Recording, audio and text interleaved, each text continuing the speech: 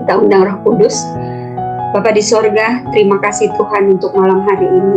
Kiranya Tuhan mengurapi kami dengan Roh Kudus-Mu. Pimpin kami Tuhan supaya kami mengerti firman Tuhan. Dan biarlah Tuhan yang berkuasa atas pertemuan kami pada malam hari ini. Ketika kami akan membahas kebenaran firman Tuhan, biarlah Tuhan memberikan kepada kami satu kuasa untuk boleh memahami Tuhan, untuk boleh mengerti apa yang Tuhan ingin sampaikan bagi kami masing-masing. Berkati devices yang kami gunakan Tuhan, biarlah boleh berjalan dan kami gunakan untuk boleh mendengar firman Tuhan dengan baik. Di dalam nama Yesus kami sudah berdoa dan mengucap syukur. Amin. Baik, teman-teman sambil saya share screen, teman-teman kalau ada satu hal yang mau teman-teman share, sesuatu yang Tuhan pikir kalau saya share ini ya mungkin atau pasti ada yang terberkati gitu ya, kita sharing blessing. Kalau ada teman-teman sesuatu yang Tuhan bilang count your blessing ya, hitunglah berkat-berkatmu. Kalau ada berkat-berkat yang teman-teman rasakan hari ini, atau mungkin kemarin, atau mungkin setiap Senin, atau hari apapun itu boleh di-share di public chat kita ya, sambil saya share screen. Izinkan saya untuk share screen, supaya lebih cepat kita membuka ya. Oke. Kalau ditanya apa yang share blessing saya pada hari ini, blessing saya adalah hari ini adalah kita sudah mulai hybrid ya, hybrid. Kalau sekolah itu udah mulai beberapa itu udah ya, ada yang datang ke sekolah anak-anak, murid-murid, ada juga yang mereka online gitu ya. Nah hari ini kita ada ujiannya, namanya semestral exam, ujian akhir semester. Nah hari ini kebetulan kita tuh harus yang datang ke sekolah itu kan harus pakai kertas ya, hard copy gitu ya. Nah kita itu dan harus cepat gitu. Saya itu melihat oke, harus selesai. Ternyata teman-teman tahu nggak? Ketika saya berharap itu selesai, ternyata tidak selesai. Kenapa? Karena tiba-tiba mesin fotokopinya itu kayak mungkin dia panas kali ya, kayak berasap gitu, lalu diperbaiki nggak bisa. Aku pikir ini gimana ya Tuhan caranya supaya ini anak-anak bisa ujian dan ini bisa selesai gitu ya. Tuhan kasih jalan ya, Tuhan kasih jalan, Tuhan memberikan satu jalan buat kita untuk bisa copy itu soal-soal dengan waktu yang tepat dan sesuai dengan yang kita perhitungkan. Saya yakin itu mungkin hal kecil ya, tetapi saya yakin Tuhan bekerja gitu ya di bagian itu. Kalau misalkan kita nggak ketemu tempat untuk fotokopi, pasti anak-anak juga nggak bisa ujian dan pasti banyak hal yang tertunda gitu ya. Setiap saat Tuhan memberikan kita berkat-berkat ya. Berkat yang mungkin kelihatannya kecil tapi itu bisa jadi blessing untuk other people ya, untuk orang-orang lain. Ada juga mungkin hal-hal yang kita pikir oh ini enggak, ya biasa aja gitu. Tapi ternyata itu hal yang besar gitu ya, yang Tuhan boleh berikan kepada kita supaya kita bisa share our blessing. Alright, teman-teman, pada malam hari ini kita akan belajar satu pendalaman, satu pelajaran Alkitab yang tadi Sis Amel bilang ini sudah sering sekali didengar ya. Ini adalah kita masih belajar tentang perumpamaan Yesus ya, the parable of Jesus. Dan pada malam hari ini kita akan belajar tentang prodigal son ya, artinya anak yang hilang gitu ya. Tetapi ini satu yang menarik gitu ya. Mungkin kalau kita lahir dan besar di kekristenan gitu ya, ini bukan sekali, mungkin puluhan kali kita sudah pernah dengar. Dan ini adalah kisah yang sangat menyentuh, yang biasanya pada waktu Christmas atau pada waktu Natalan gitu kita sering dengar. Gitu. Dan ini menjadi salah satu yang kayak mengobati gitu hati kita gitu ya, bahwa seberapa berat pun pelanggaran kita, Tuhan memberikan kepada kita pengampunan gitu ya. Tetapi kita pada malam hari ini kita akan melihat dari berbagai sudut dan sisi yang berbeda, dan kita akan mungkin ternyata ada maksud-maksud lain yang Tuhan berikan Ada banyak simbol. Jadi ketika kita belajar tentang the parable of Jesus, itu banyak sekali ya perumpamaan. Itu berarti itu simbol ya yang Tuhan berikan buat kita untuk kita mengerti lebih dalam ya cerita. Nah, teman-teman, kita akan mulai, tapi sebelum kita mulai, kita coba lihat sedikit Lukas 15.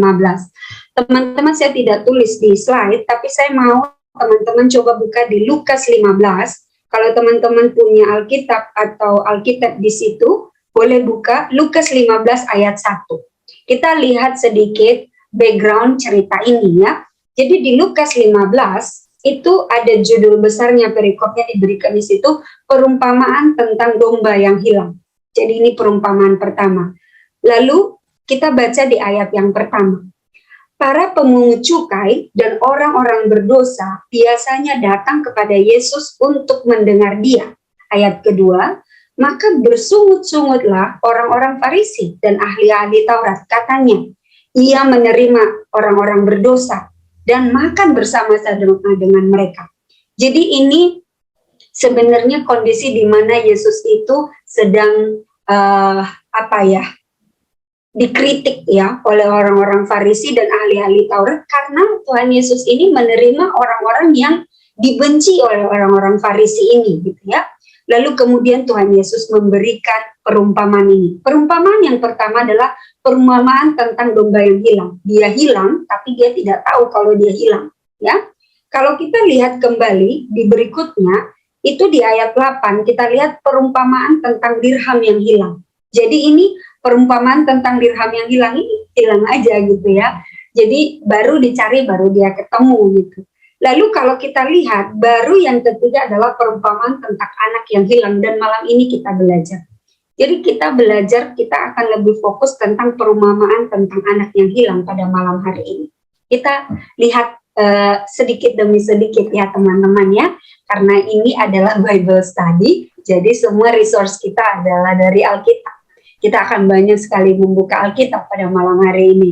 Dan walaupun ini sudah ayat yang biasa, teman-teman, ketika kita baca lagi, pasti ada hidden meaning yang Tuhan mau sisipkan ya buat kita pada malam hari ini.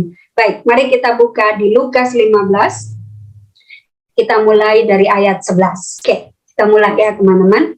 Ayat 11. Yesus berkata, ada seorang yang mempunyai dua anak laki-laki. Jadi berarti dia ini adalah seorang bapak ya, karena dia mempunyai dua anak laki-laki. Kata yang bungsu kepada ayahnya, ini si bungsu datang kepada ayahnya, Bapak, berikanlah kepadaku bagian harta yang menjadi milik kita. Sebentar ya teman-teman, saya harus. Oke. Kata si bungsu kepada ayahnya, Bapak, berikanlah kepadaku bagian harta milik kita yang menjadi hakku. Lalu ayahnya membagi-bagikan harta kekayaan itu di antara mereka, di antara kedua anak tersebut. Teman-teman, mungkin bagi teman-teman, saya tidak tahu latar belakang suku dan teman-teman ya, kebetulan saya adalah suku Batak. Biasanya kita itu bagi harta warisan itu adalah ketika orang tua meninggal, itu baru dibagi. Dan biasanya kita itu udah punya pembagiannya. Jadi si bungsu itu biasanya dapat rumah, kalau anak laki-laki pertama biasanya dapat sawah dan sebagainya. Tetapi biasanya ya tidak pernah ada orang yang meminta harta warisan kepada orang tuanya kalau mereka atau kalau orang tuanya belum meninggal. Itu kayak jahat ya, artinya kalau dalam bahasanya orang Batak itu pantang gitu ya, kok gitu ya, maksudnya itu kan kayak kita berharap orang tua kita cepat mati gitu ya. Dan inilah yang dilakukan anak bungsu ini ya, dia meminta haknya gitu. Padahal haknya ini sebenarnya belum tentu, karena ini kan sebenarnya masih punya papanya dan papanya masih hidup gitu, tapi dia meminta. Tetapi namanya ayah ya, dia dengan baik hati dia membagi-bagikan harta kekayaannya ini. Ini si bungsu nih. Biasanya yang biasanya bagi harta itu adalah si sulung ya, tapi si bungsu yang minta kepada bapaknya. Lalu kita lanjut ceritanya ya teman-teman. Di ayat 13, beberapa hari kemudian anak bungsu itu menjual seluruh bagian itu, lalu pergi ke negeri yang jauh. Di sana ia memboroskan harta miliknya itu dengan hidup berfoya-foya. Teman-teman, ayat 13 menceritakan kepada kita, teman-teman bisa membayangkannya, begitu si anak bungsu ini mungkin dia sepanjang umur hidupnya ya, mungkin dia belum pernah ketemu uang sebanyak itu. Tetapi dia berasa, wah ini saya dapat banyak ya, dia jual. Lalu setelah dia jual, tentu dia merasa bahwa I have something here, aku punya sesuatu. Dia merasa bahwa dia punya modal, lalu dia pergi ke negeri yang jauh ya. Di sana ia memboroskan harta miliknya dengan hidup berfoya-foya. Teman-teman, ketika kita belajar perumpamaan, maka itu ada arti alkitabiah. Oke, kalau kita lihat di ayat 13 ini, kita tahu bahwa anak bungsu ini itu menggambarkan kita semua, orang-orang berdosa ya. Kita dahulu adalah milik Tuhan, milik Bapa kita, Allah kita, yang kita bisa sebut dan panggil sebagai Bapa. Ketika jadi kita disebut anak Bapa ya. Ketika kita disebut anak Bapa berarti kita punya kedudukan penting ya. Ketika kita meminta bagian kita, ketika si anak bungsu ini meminta bagiannya, hal yang pertama dia lakukan adalah menjual bagiannya. Dia menjual hak kepemilikannya. Ya, berarti dia menyatakan bahwa oke, saya tidak ada hubungan lagi dengan kamu gitu ya, dengan si pemilik. Teman-teman, kalau saya nggak tahu ya di latar belakang suku teman-teman, kalau di kita orang Batak itu kalau kita punya harta warisan kita nggak boleh jual. Kalaupun kita harus jual kepada keluarga terdekat gitu ya, karena itu pusaka gitu ya. Jadi itu dilarang gitu. Kenapa? Karena itu sebagai simbol kepemilikan bahwa kita belong to something or belong to ke keluarga ini gitu ya. Jadi tanda kepemilikan. Dan ketika kita jual berarti kita memutus hubungan gitu ya. Lalu setelah dia putus hubungan, dia pergi ke negeri yang jauh. Ketika dia pergi, dia menjaga jarak. Ya teman-teman, kalau kita bandingkan dengan hidup kita ya, ketika kita memutuskan bahwa kita tidak ada hubungan dengan Tuhan ya, kita menjual hak kita sebagai anak, kita bilang oh saya bukan lagi ya, saya bukan lagi anak Tuhan gitu. Dan biasanya kita pelan-pelan kita pergi ya, meninggalkan Bible study mungkin, kita meninggalkan kebaktian mungkin, atau hal-hal lainnya yang bisa membuat kita belajar firman Tuhan. Kita meninggalkan itu, kita pergi ya, mencari segala cara excuses untuk kita bisa pergi. Dan biasanya setelah itu kan ini si anak ini hidup berfoya-foya. Teman-teman kalau lihat, teman-teman bandingkan ya, hidup berfoya-foya, saya tidak buat di sini. Hidup berfoya-foya ini berarti dia hidup tanpa aturan. Ya, hidup berfoya-foya kalau kita pergi ke KBBI-nya ya, hidup berfoya-foya ini hidup tanpa aturan, dia lost. Dia nggak memikirkan hari esok, pokoknya enjoy today ya. Seperti saya tidak tahu teman-teman familiar nggak dengan semboyan atau slogan YOLO ya, you only live once ya. Jadi karena kita hanya hidup sekali, ya udah kita berpesta pora, let's do what we have to do gitu ya. Itu yang sering dilakukan, hidup berfoya-foya tanpa memikirkan apa yang akan terjadi kemudian hari ya. Inilah yang dilakukan anak bungsu setelah dia meminta kepemilikannya dari papanya. Lalu di ayat 14, setelah itu, setelah dihabiskannya semuanya itu hartanya, timbullah bencana kelaparan di dalam negeri itu dan ia pun mulai melarat. Teman-teman, kita mau lihat makna rohani apa sih bencana kelaparan ini gitu ya. Mungkin karena ini perumpamaan pasti ada makna rohaninya, ada simbol yang ada di dalam situ. Kita mau lihat apa artinya bencana kelaparan. Kita mau lihat di dalam Amos 8 ayat 11. Sis Amel bolehkah membacakan Amos 8 ayat 11? Minta tolong sis. Amos 8 ayat 11.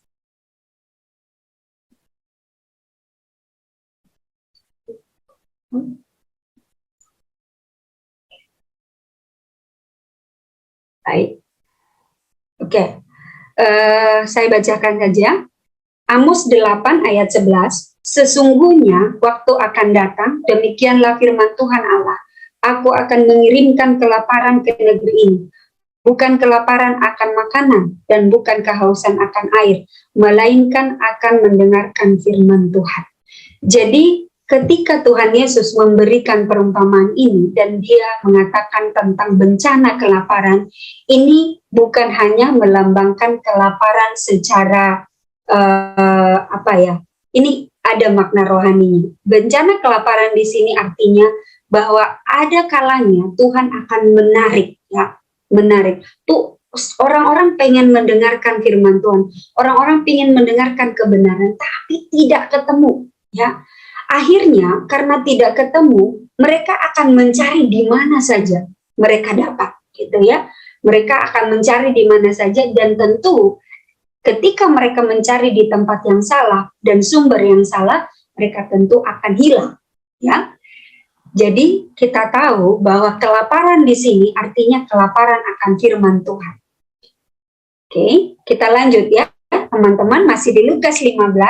Kita lanjut, oke, ya. Ayat 15 sekarang.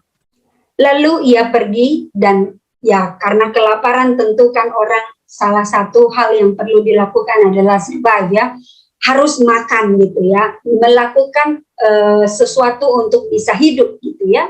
Di ayat 15 inilah yang dilakukan oleh anak bungsu supaya dia bertahan. Di ayat 15, lalu ia pergi dan bekerja pada seorang majikan di negeri itu. Orang itu menyuruhnya ke ladang untuk menjaga babinya. Teman-teman, kita tahu pada saat ini dan kita tahu latar belakang cerita ini,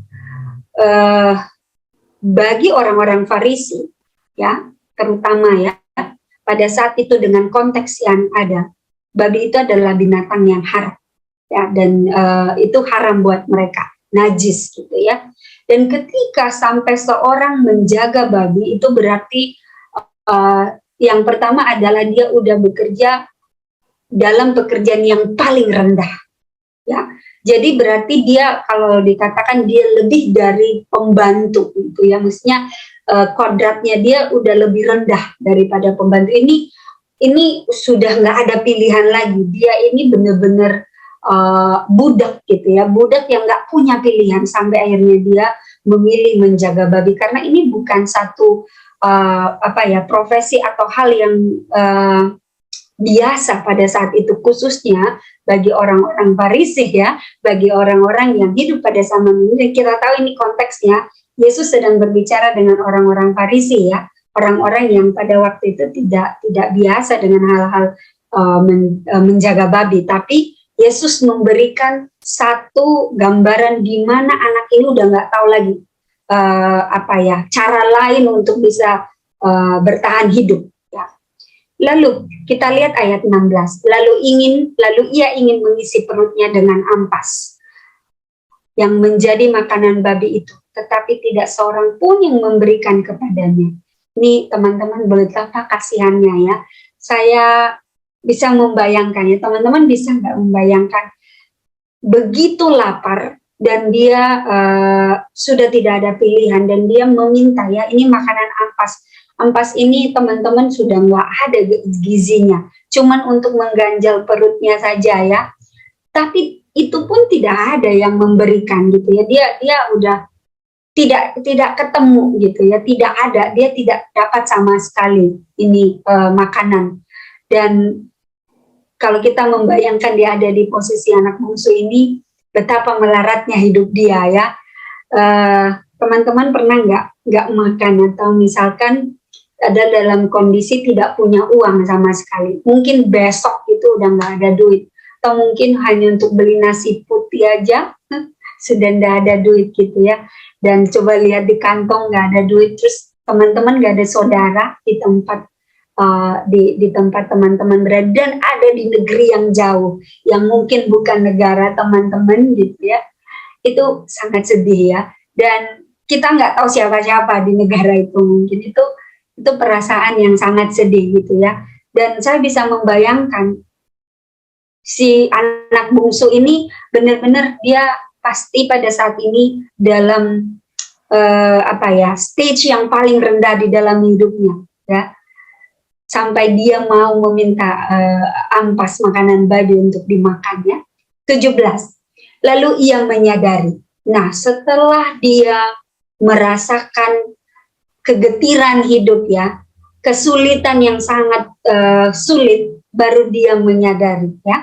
Lalu ia menyadari keadaannya, katanya, betapa banyak orang upahan Bapakku yang berlimpah-limpah makanannya, tetapi aku di sini mati kelaparan. Teman-teman, berapa banyak di antara kita seperti anak bungsu ini ya, ketika kita mengalami satu kesulitan yang sangat berat, baru kita ingat Tuhan ya, baru kita ya Tuhan gitu ya, baru kita ingat untuk berdoa, baru kita ingat harusnya saya harus berdoa dulu, atau harusnya ini, harusnya itu. Banyak di antara kita, dan saya pun seperti ini ya. Ada kalanya di mana hidup kita itu di bawah titik nol ya. Kadang kita berpikir, kenapa saya sampai bisa melakukan hal-hal sejahat ini ya? Atau mungkin kenapa saya sampai bisa melakukan, kenapa saya sampai ada di titik ini gitu ya. Dan kita menyadari itu. Dan kita merasa, oh Tuhan, saya sudah sangat jauh jatuhnya ya. Saya sudah sangat jatuh, terkubur di dosa ini. Mungkin saya tidak tahu pergumulan teman-temannya, dosa apa atau kebiasaan-kebiasaan apa yang tidak berkenan kepada Tuhan yang kita miliki. Yang mungkin kita masih bergumul sampai saat ini dan kita belum bisa keluar ya. Salah satu hal yang Tuhan katakan ya, menyadari ya.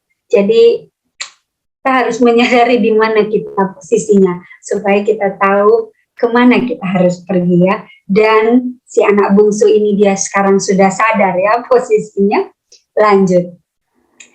Ayat 19. Oke, jadi teman-teman tadi di ayat 17 dia sudah menyadari ya.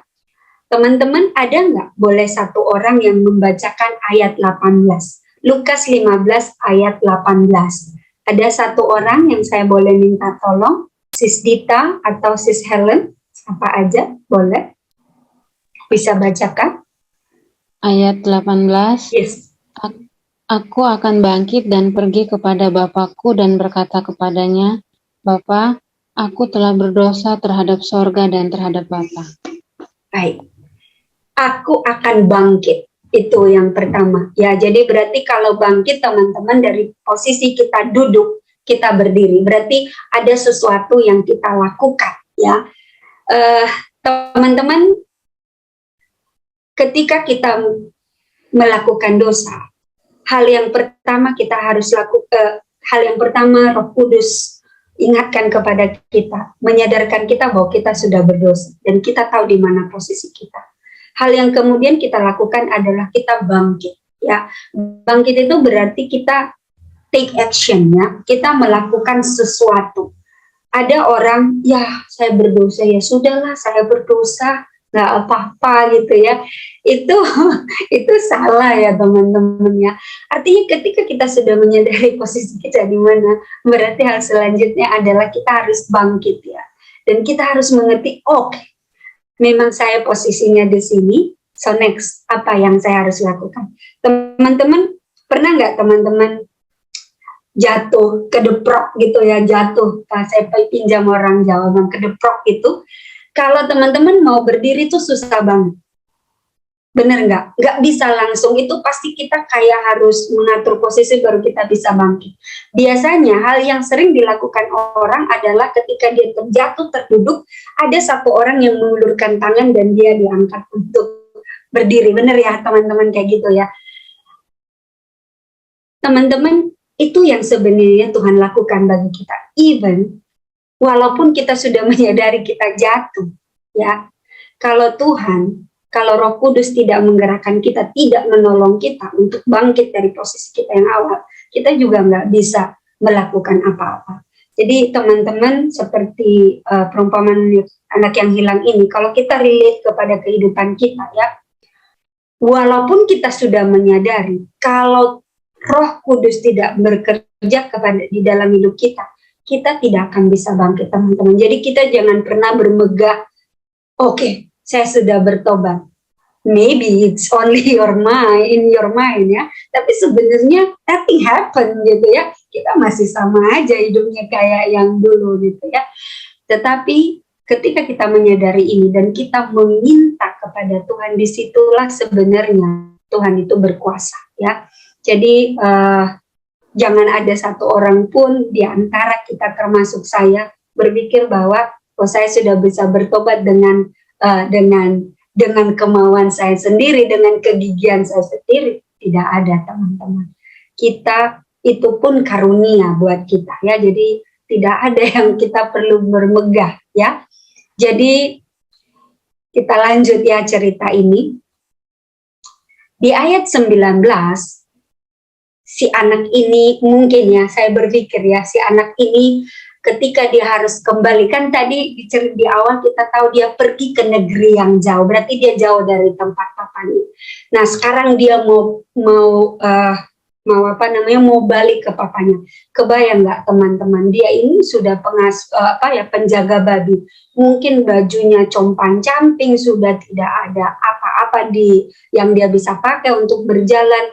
Mungkin sepanjang jalan dia sudah menahan kelaparan karena tidak ada makanan gitu ya. Dia memikirkan bagaimana, malu ya. Teman-teman pernah nggak merasakan hal seperti ini? Mungkin teman-teman minggat dari rumah gitu, terus harus pulang gitu ya. Itu memikirkan alasannya itu 1001 cara ya. Saya bisa membayangkan anak-anak yang hilang ini. Dia mungkin sudah berpikir, apa yang saya harus kasih tahu sama papa saya. Mungkin dia udah berpikir, saya harus bilang ini, dia udah mengatur pidatonya ya, gimana caranya menyampaikan kepada bapaknya gitu ya. Karena dia pasti merasa malu, kemudian pasti dia merasa, wah ini saya ini nggak ada apa-apanya, nggak ada harganya sama sekali ya, karena dia sudah menjual hak kepemilikannya gitu. Tetapi ya ini yang dia katakan di ayat 19, aku tidak layak lagi disebut anak Bapa ya. Ini satu pengakuan, satu pertobatan dari si anak ini ya, si anak bungsu ini. Dia bilang, aku tidak layak lagi disebutkan anak Bapa. Jadikanlah aku sebagai salah seorang upahan Bapa. Teman-teman, pernah nggak teman-teman berada dalam posisi merasa tidak layak? I'm not worth it at all gitu ya. Tidak layak, mungkin dalam pekerjaan atau mungkin dalam pasangan hidup atau something, I don't know ya. Ketika kita merasa tidak layak, maka di situ sebenarnya kita itu pressure-nya tinggi ya. Kalau kita belajar psikologi, itu ketika kita merasa tidak layak, itu biasanya orang-orang seperti ini kayak apa ya? Kayak kalau ada telur gitu ya, dia sedang di atas sesuatu yang sangat tempatnya nggak bagus gitu. Jadi sedikit lagi dia bisa jatuh gitu ya. Jadi dia sangat rentan gitu ya, sangat rentan. Dan ini biasanya menimbulkan kegelisahan, anxiety yang sangat tinggi gitu ya. Karena ketidaklayakan itu sebenarnya membuat kita rendah diri. Ya, itu pasti. Jadi kita self value-nya itu rendah banget. Dan pada waktu inilah orang-orang sebenarnya paling harus ditolong, ya. Karena kalau tidak ditolong, biasanya mereka akan melakukan hal-hal yang tidak seharusnya, ya. Dan si anak bungsu ini, dia tahu ini, ya, dia tidak layak, tetapi dia pergi kepada bapaknya, kepada orang yang tahu dia siapa dan tahu bapak ini bisa menolong dia, gitu ya. Teman-teman, betapa banyak orang yang saya kenal ketika dia merasa hidupnya tidak layak, dia bertemu orang-orang yang tidak menolong dia dan dia hidupnya hancur. Tetapi anak ini dia tahu siapa bapaknya dan dia tahu kemana dia harus pergi, ya, kepada bapaknya yang pasti menerima dia sebenarnya ya dengan tangan terbuka. Tapi di situ pun dia bilang, saya tidak layak sebagai anak, jadikanlah saya upahan gitu ya.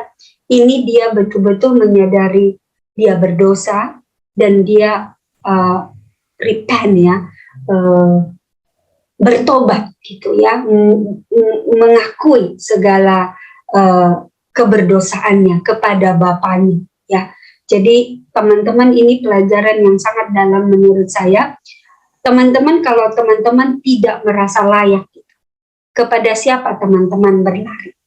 Kepada orang, kepada pasangan yang belum tentu mengerti teman-temannya. Mungkin pasangan mengerti ya, atau mungkin kepada teman-teman yang mungkin tidak tahu siapa teman, saudara-saudara.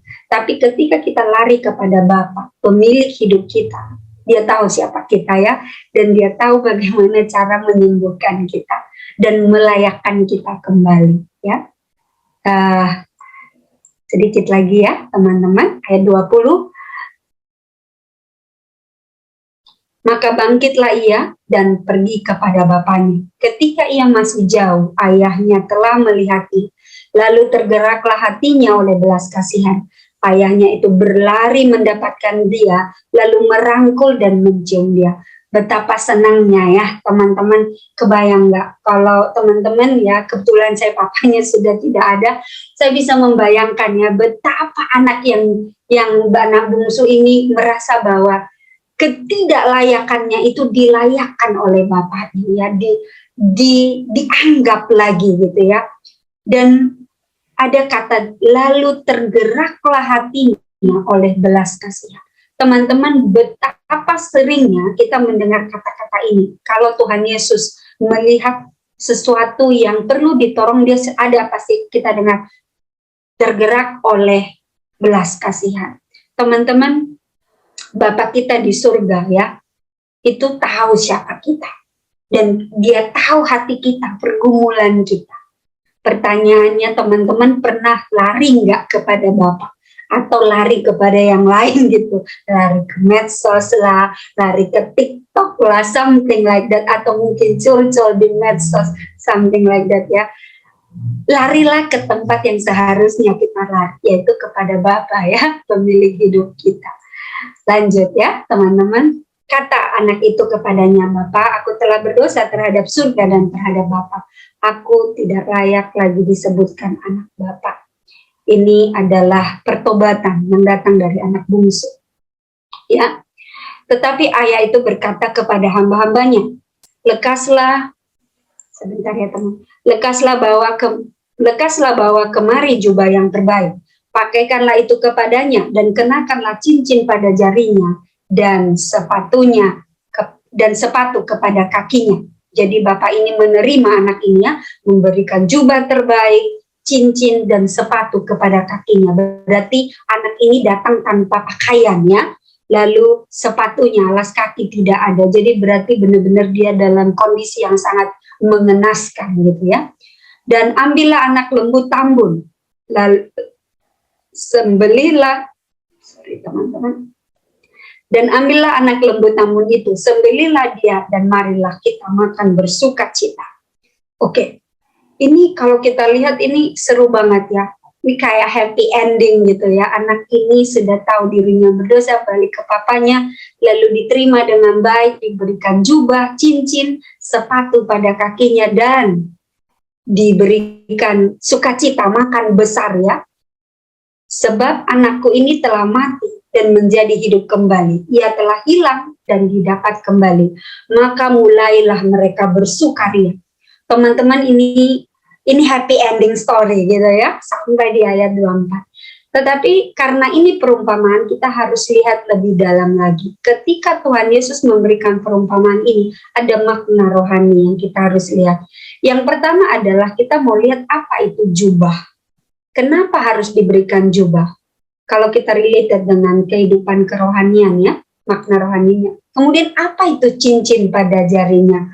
Apa itu sepatu pada kakinya? Ya, kenapa Tuhan? Ya kita tahu siapa Bapa di sini. Bapa di sini menggambarkan Bapa di surga ya, Allah kita. Lalu ketika anak hilang ini kembali, ini 3 hal yang diberikan kepada si anak ini. Mari kita lihat bersama-sama. Jubah ya. Kalau teman-teman buka di Yesaya 61 ayat 10, di situ dikatakan, aku bersukaria di dalam Tuhan, jiwaku bersorak-sorak di dalam Allahku, sebab ia mengenakan pakaian keselamatan kepadaku, dan menyelubungi aku dengan jubah kebenaran seperti pengantin laki-laki yang mengenakan perhiasan kepala, dan seperti pengantin perempuan yang memakai perhiasannya.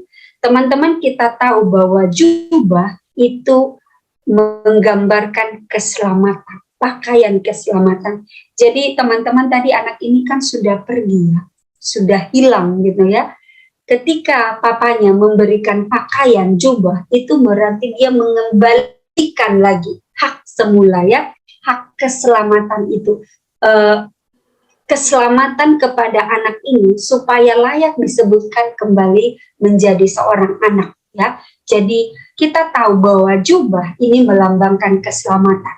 Teman-teman, kita tahu tanpa Yesus mati di kayu salib, tidak seorang pun di antara kita bisa mendapat keselamatan. Kita tahu itu. Dan kita tahu siapa yang mengutus Yesus, yaitu Bapa, ya, Allah Bapa. Dan kita tahu bahwa ketika si Bapa tadi yang punya anak itu ya, yang hilang itu memberikan jubah, itu berarti dia mengenakan keselamatan kepada anak-anak ini supaya layak disebut sebagai anak ya. Tanpa diselamatkan, tanpa darah Yesus kita tidak layak teman-teman dikatakan sebagai anak ya. Kita lanjut tadi. Barang yang kedua yang diberikan adalah cincin. Kita buka di Ester 8 ayat 8. Teman-teman juga buka ya, takutnya saya salah nih copy di sini. Tolong dibuka dan korek nih kalau saya salah ya. Ester 8 ayat 8, tuliskanlah atas nama raja apa yang kami pandang baik tentang orang Yahudi dan materaikanlah surat itu dengan cincin. Materai raja, karena surat yang dituliskan atas nama raja dan dimateraikan dengan cincin materai raja tidak dapat ditarik kembali. Kita tahu bahwa pada zaman dahulu cincin itu melambangkan kekuasaan atas nama ya. Kalau dulu nggak tanda tangan cincin. Jadi kalau biasanya raja punya surat atau apapun itu biasanya dia akan kasih materainya dengan cincinnya. Itu mengatakan bahwa itu atas nama raja. Biasanya itu materai ya. Kalau zaman sekarang teman-teman materainya bukan 6.000 lagi ya, udah 10.000. Jadi kalau kita bikin surat perjanjian, ada klausa-klausanya something di situ, kita harus bikin materai. Kenapa? Itu mengatakan bahwa itu resmi. Dan itu kalau diperkarakan itu ada yang dipertanggungjawabkan gitu ya. Jadi cincin itu adalah materai ya. Tapi pertanyaannya lagi, apa itu materai ya? Kita lihat ya, kita belajar karena ini Bible study, kita lihat sumbernya dari Alkitab. Apa itu materai teman-teman? Kita buka di 2 Korintus 1 ayat 22. Sis Dita boleh bacakan nggak? Bantu saya bacakan. Oke, yang ada layar ya. Ya. 2 Korintus 1 ayat 22, memeteraikan tanda miliknya atas kita dan ia memberikan Roh Kudus di dalam hati kita sebagai jaminan dari semua yang telah disediakan untuk kita. Alright, thank you Sis Dita. Jadi kita tahu materai di sini itu melambangkan Roh Kudus, ya. Jadi kita dimateraikan oleh Roh Kudus. Selama Roh Kudus, ya, tidak ada. Jadi Tuhan itu memateraikan umat-umatnya dengan Roh Kudus ya. Jadi dengan Roh Kudus ya. Jadi teman-teman kalau kita belum saya balik lagi sedikit ceritanya tadi ya. Jadi hal yang pertama tadi diberikan itu adalah jubah, itu melambangkan keselamatan. Yang kedua adalah diberikan adalah cincin, itu melambangkan, kita lihat balik sedikit ya. Cincin itu tadi materai. Nah, kalau kita tanya apa itu materai dalam Alkitab, kita buka tadi ya di 2 Korintus 1 ayat 22 ini. Memateraikan tanda kepemilikan. Jadi tanda kepemilikan Allah atas kita, atas umatnya adalah Roh Kudus. Ya, teman-teman, ini kita tahu bagian ini dan kita tahu Tuhan memberikan Roh Kudus di dalam hati kita sebagai jaminan dari semua yang telah disediakan untuk kita. Ini satu hal yang perlu kita ingat teman-teman ya, tanpa Roh Kudus yang dimateraikan oleh Tuhan kepada kita, kita tidak akan bisa bertumbuh. Kita tidak akan bisa seperti anak bungsu tadi itu menyadari, ya, karena Roh Kuduslah, teman-teman kita, saya yakin kita bergumul dengan dosa-dosa kita setiap hari, ya. Ada dosa-dosa kesayangan kita yang Tuhan mau kikis dari kita. Untuk kita bisa menyadari itu, Tuhan memberikan kita Roh Kudus, ya. Teman-teman, ini yang diberikan oleh Tuhan Yesus dalam perumpamaan tentang anak yang hilang ini, 3 barang tadi yang diberikan oleh Bapa kepada anak yang hilang. Oke. Baik. Sepatu, ini barang ketiga ya, sepatu. Teman-teman bisa kita buka dalam Efesus 6 ayat 15. Sis Helen boleh bacakan, Sis Helen? Efesus 6 ayat 15. Efesus 6 ayat 15, kakimu berkasutkan kerelaan untuk memberitakan Injil damai sejahtera. Alright. Kita tahu ya bahwa kakimu berkasutkan. Berkasut ini bahasa Indonesia. Kalau ini kasut itu kan sepatu ya teman-teman ya. Jadi ketika kita berkasutkan, ini melambangkan bahwa kerelaan kita ya, kerelaan kita bahwa Tuhan menyuruh kita untuk memberitakan Injil damai sejahtera. Jadi sepatu itu itu artinya gospel. Ya, kita memberitakan berita baik, ya, berita baik. Jadi teman-teman ingat ya, 3 barang tadi yang diberikan oleh Bapa kepada anak yang hilang. Yang pertama adalah jubah, yang kedua adalah cincin, dan yang ketiga adalah sepatu ya. Jadi begitu kita diselamatkan, teman-teman, begitu kita diselamatkan, dimateraikan oleh Roh Kudus, hal selanjutnya adalah berita baik itu kita harus sampaikan kepada orang lain ya.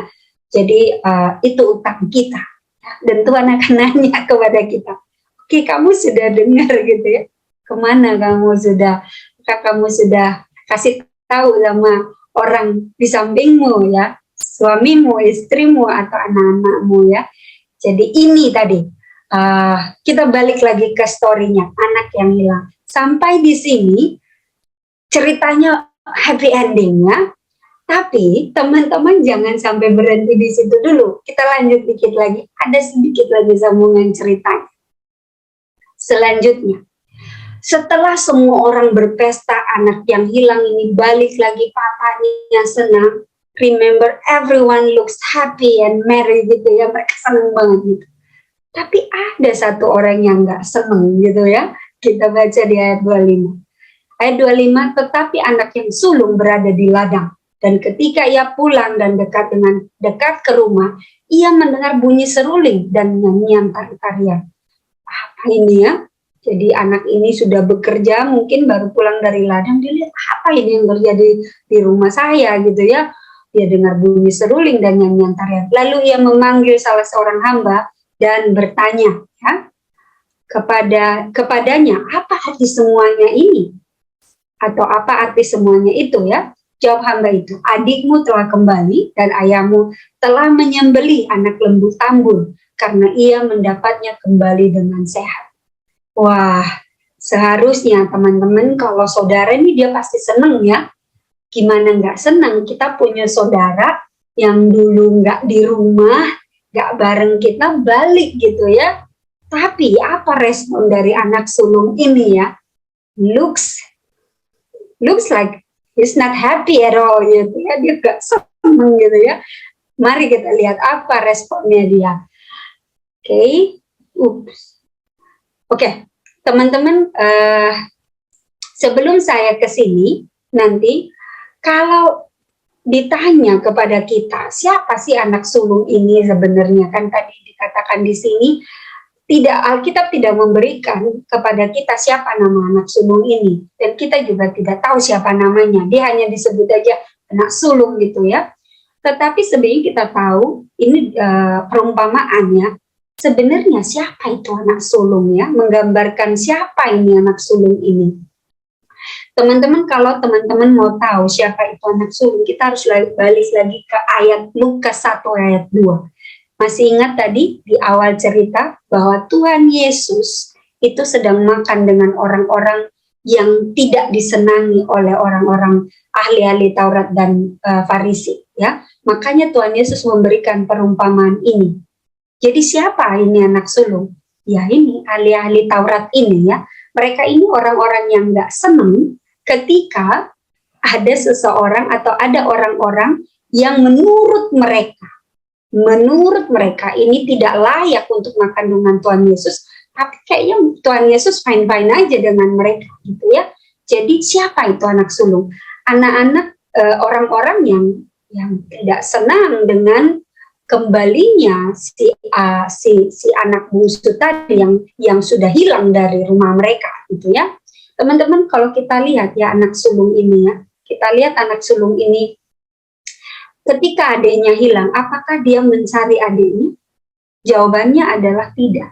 Ya, dia tidak mencari saudaranya yang hilang. Malah dia mungkin nggak mau tahu, ya. Ya sudah, kamu udah jual hak kepemilikannya, sudah, gitu ya. Dia nggak mau tahu. Lalu, apakah dia berbahagia ketika melihat adiknya kembali? Tidak, ya, tidak. Kelihatannya dia tidak bahagia, ya. Kita bisa lihat di ayat 28. Mari kita lihat ayat 28. Maka marahlah anak sulung itu dan ia tidak mau masuk. Lalu ayahnya keluar dan berbicara dengan dia. Marahlah, gitu ya. Teman-teman, ini satu, kita bisa membayangkan mereka ini bersaudara cuma dua, ya. Lalu dia marah, gitu. Dia marah.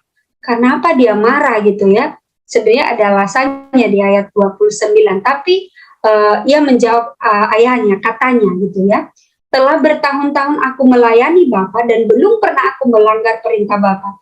Tetapi kepadaku belum pernah Bapa memberikan seekor anak kambing untuk bersukacita dengan sahabat-sahabatku. Intinya anak sulung ini jealous, ya. Dia cemburu, gitu ya. Ini orang sudah menghambur-hamburkan balik, Papa langsung terima aja dengan baik. Ada lagi pestanya, aku yang kerja di ladang, udah ini nggak pernah. Aku nggak pernah dikasih, gitu ya. Kemudian selanjutnya papanya bilang apa? Tapi baru saja datang anak Bapak yang telah memboroskan harta kekayaan Bapak bersama-sama dengan pelacur-pelacur, maka Bapak menyembelih anak lembu tambun itu untuk dia. Teman-teman, kita perlu bertanya, dari mana dia tahu, ya, kalau adiknya ini bersama-sama dengan pelacur-pelacur? Emang dia tahu, kan? Nggak tahu juga dia, karena dia nggak pernah cari adiknya yang hilang, gitu ya. Jadi sebenarnya dia hanya berasumsi saja, atau mungkin dia tahu, tetapi tidak ada bukti yang dia pernah lihat, karena dia nggak pernah mencari adiknya ini, ya. Tapi kita tidak mau berdebat dengan hal seperti itu. Tapi intinya anak si sulung ini dia nggak senang, ya, nggak senang dengan sikap papanya. Teman-teman, kalau kita relate dengan kehidupan kita, mungkin kita juga pernah ada di posisi si anak sulung ini, ya. Artinya, tapi hopefully tidak ada, ya teman-teman.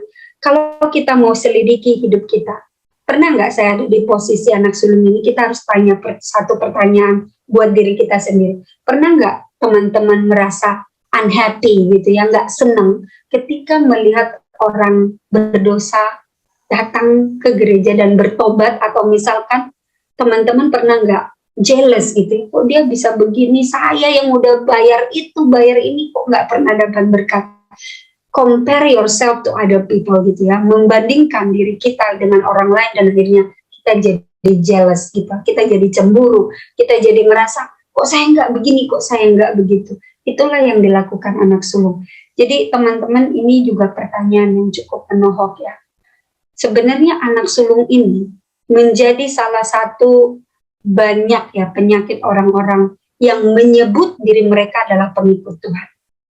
Mungkin saya itu, teman-teman, ya, yang cemburu ketika saya melihat orang-orang yang menurut saya kurang baik, tapi kok dia dapat berkat, ya. Atau mungkin saya jealous dengan other people. Pernah nggak teman-teman dalam posisi ini? Jadi teman-teman, seharusnya ketika anak yang hilang itu balik, semua orang berbahagia. Tetapi anak sulung ini dia malah marah Kenapa? Karena dia merasa bahwa papanya ini nggak menghargai dia, merasa tidak dihargai. Padahal papanya bilang apa, teman-teman? Kata ayahnya kepadanya, anakku, engkau selalu bersama-sama dengan aku, dan segala kepunyaanku adalah kepunyaanmu. Jadi kenapa kamu harus marah gitu ya? Iya ya, teman-teman pernah nggak merasa seperti ini gitu ya? Kita kayak bingung count other people blessing gitu. Kita, oh dia udah punya ini, dia punya ini, saya nggak punya itu, nggak punya, saya ini. Padahal Tuhan bilang, Sani, count your blessing, kamu juga udah diberkati gitu ya. Kita nggak berterima kasih, nggak tahu diri, kita nggak tahu bahwa Tuhan sebenarnya memberikan blessing kepada kita, tapi kita tidak menyadari itu. Ketika ungrateful heart itu ada di dalam hati kita, disitulah mulai kejatuhannya, dan kita tidak bisa menyadari di mana posisi kita, gitu ya. Dan pada saat itulah kemungkinan kita akan meninggalkan Tuhan ya. Lanjut sedikit lagi teman-teman. Di ayat 32, kita patut bersuka cita dan bergembira karena adikmu telah mati dan menjadi hidup kembali. Ia telah hilang dan didapat kembali. Ini papanya ini mengingatkan kembali. Harusnya kamu bersyukur, bersuka cita dan bergembira karena orang mati hidup kembali. Kenapa kamu malah marah gitu ya? Lalu kita tahu teman-teman tidak ada lanjutannya, bagaimana akhir cerita di si anak sulung ini.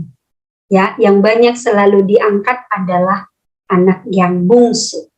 Tetapi pertanyaannya teman-teman, ketika teman-teman ada sekarang di care group ini, mungkin kita adalah orang-orang yang setia mencari dan mau datangnya ke perkumpulan membaca firman Tuhan dan belajar firman Tuhan. Pernah nggak teman-teman ada di posisi si anak sulung ini? Merasa bahwa Tuhan, saya sudah melakukan ini untuk Tuhan, tapi kok saya nggak ada berkat gitu ya. Disitulah teman-teman kita harus menyadari kembali dan bangkit ya, seperti anak tadi, bangkit dan minta kepada Tuhan, Tuhan help me to count my blessing gitu ya, supaya saya bisa bersyukur gitu ya. Ketika kita lupa menyadari blessing kita lupa bersyukur, dan disitulah hati kita menggerutu ya. Oke, terakhir ya teman-teman, kita semua ini hilang ya, tetapi kita ditemukan kembali oleh Kristus dan kita diselamatkan, dan we need to celebrate ya. Ketika kita tahu bahwa kita sebenarnya kita tidak tahu bahwa kita hilang, Tuhanlah yang menemukan kita ya. Tuhanlah yang menemukan kita. Ketika kita diselamatkan, kita tahu kita juga sering jatuh dalam dosa-dosa. Tapi Roh Kudus senantiasa setiap hari mengingatkan kita ya, kembali untuk balik lagi.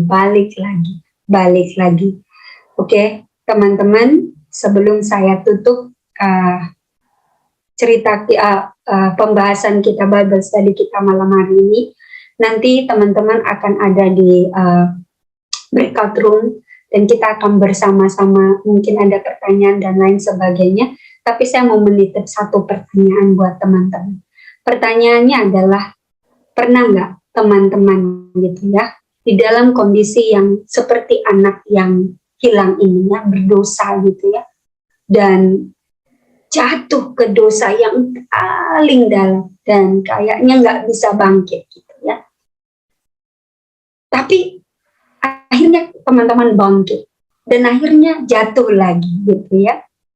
Tapi akhirnya bangkit lagi. Bagaimana, pertanyaan saya adalah nanti di breakout room adalah bagaimana teman-teman, apa yang dilakukan supaya teman-teman bisa bangkit lagi? Hal apa yang teman-teman lakukan ya? Mungkin nanti bisa share di breakout room masing-masing. Ketika teman-teman jatuh bangun bergumul untuk bisa bangkit ya, dan menyadari itu semua dan bilang, Bapak saya berdosa, tapi jatuh lagi gitu, tapi bangkit lagi. apa yang teman-teman lakukan supaya teman-teman bisa balik lagi ke posisi yang ke posisi yang benar itu, ke posisi yang sebenarnya Tuhan harapkan. Apa yang teman-teman lakukan, ya? Karena itu nggak gampang, teman-teman. Saya tahu banyak di antara kita bergumul dengan diri kita sendiri, ya, dengan hal-hal yang mungkin kita tidak bisa taklukkan, ya. Kita nanti boleh share di grup kita, atau mungkin teman-teman juga di posisi anak sulung itu, ya. Pernah nggak teman-teman jealous dengan apa yang orang lain miliki dan lupa count your blessing gitu, ya, dan tiba-tiba teman-teman sudah melakukan dosa lagi. Baik, teman-teman, itu sharing firman Tuhan pada malam hari ini. Saya harap teman-teman bisa belajar sesuatu, ya, saya pun belajar lagi, ya, dan itu sharing kita. Tuhan Yesus memberkati. Amin.